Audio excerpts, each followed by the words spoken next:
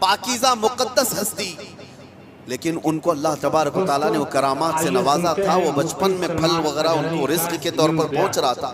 اس کے بعد کی جو آیت ہے اب سنو، تعالیٰ فرماتا ہے ہنالک دعا زکریا ربہ قال رب ہب لی من لدنک ذریۃ طیبۃ انک سمیع الدعاء۔ زکریا علیہ السلام کو بھی اولاد نہیں تھی، تو اسی مریم کے محراب میں کھڑے ہو گئے جہاں بی بی مریم تھی، کہا اے اللہ مجھے بھی ایک بیٹا عطا کرتے ہیں۔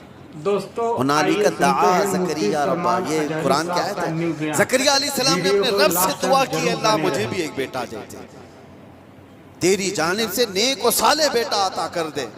اب یہ دعا تو ہو گئی، اور قرآن میں اس کے فوراً بعد آیت ہے فَنَادَتْهُ الْمَلَائِكَةُ وَهُوَ قَائِمٌ يُصَلِّي فِي الْمِحْرَابِ أَنَّ اللَّهَ يُبَشِّرُكَ بِيَحْيَىٰ۔ اسی وقت اللہ کے فرشتوں نے بشارت دے دی زکریا علیہ السلام کو، تمہاری دعا قبول ہو گئی اور یحییٰ علیہ السلام کی شکل میں تمہیں بیٹا ملنے والا ہے۔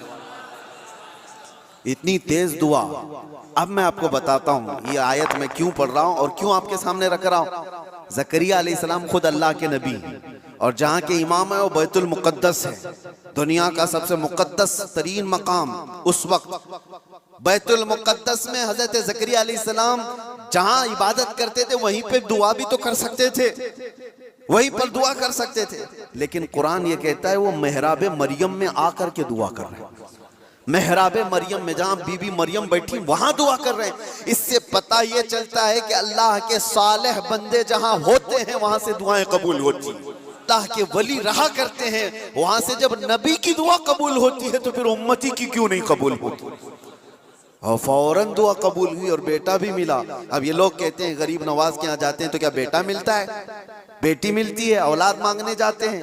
ظالموں تمہیں پتہ نہیں زکریا علیہ السلام بی بی مریم کے پاس کھڑے ہو کر بیٹا مانگے تھے تو بیٹا نبی کی شکل میں ملا تھا۔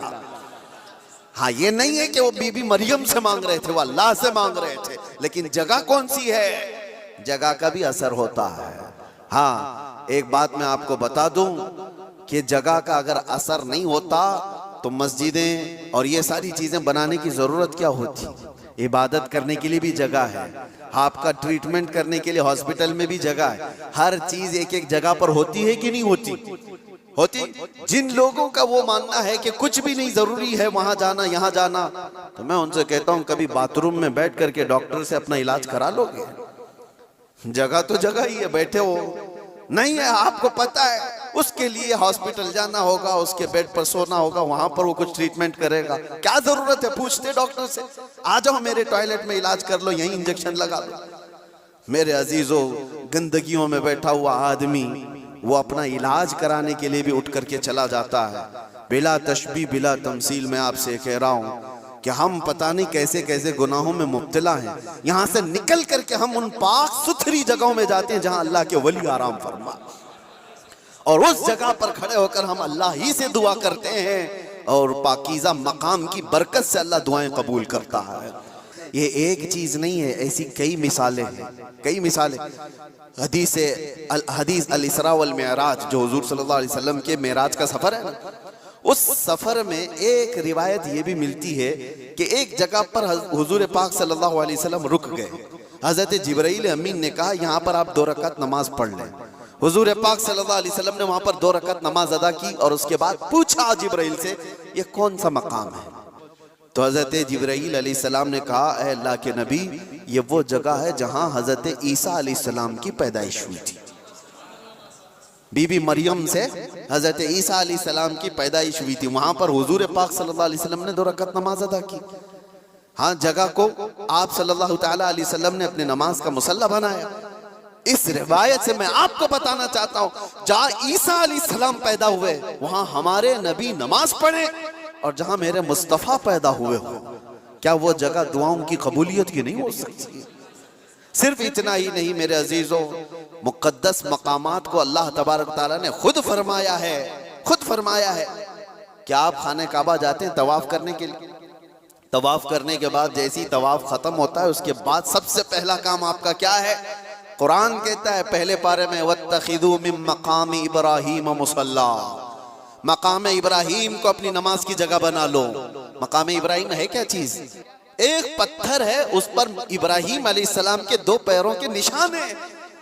تو اس پتھر کے پاس رب تبارک و تعالیٰ فرماتا ہے تم اپنی نماز پڑھو، حاجی ہو کہ معتمر ہو کہ خالی طواف کرنے والا ہو، 7 چکر طواف کے بعد مقام ابراہیم پر وہ ضرور 2 رکعت نماز پڑھے گا. ان کو پتہ نہیں جو اعتراض کرنے والے وہ پوچھتے نہیں کہ پتھر کو عبادت کر رہے ہیں لوگ، یہاں پہ پتھر کو سجدہ کرنے جا رہے ہیں.